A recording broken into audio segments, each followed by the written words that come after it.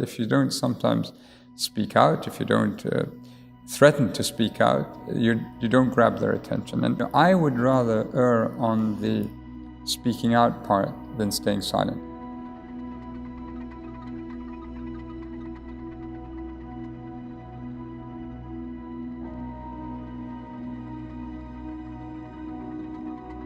I met with 4 young girls. They had been sentenced to 30 years in prison and they claim these were obstetric emergencies, these were miscarriages. The state claimed that these were terminations of pregnancy.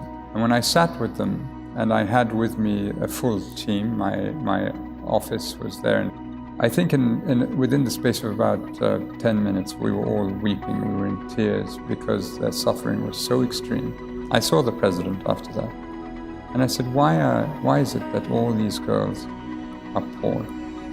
I think in many parts of the world, this is the point that really strikes home, that time and again, the poor suffer all the consequences.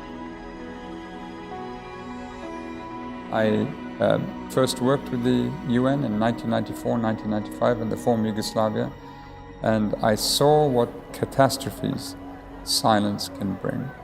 And I think from that point on, I was determined not to be silent when the evidence before us was presented. The real pressure on this job comes from the victims and those who suffer and expect a great deal from us. And that's the pressure that I think matters most and is most consequential on us in terms of the need to do the right thing. Our job is to defend the individual victims, vulnerable communities, marginalized communities. Oppression is making a comeback. Repression is fashionable again. I don't believe anyone holding this position, even if they felt differently, ultimately can conduct business in a manner that departs too radically from the way that I've done it or my predecessors have done it. My belief is if you try to depart, you're going to hear it. And it will be extremely unpleasant for you because you're going to hear it from the very people who are suffering. The people who matter to me are the civil society, victims groups, human rights defenders.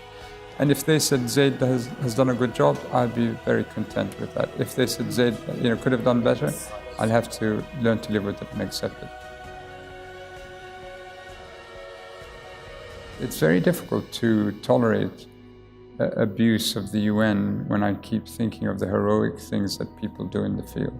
And whether they be humanitarian actors or humanitarian personnel, my human rights people, the people who are monitoring, observing, and I take my hat off to them. I mean, they are the UN that I will cherish and remember.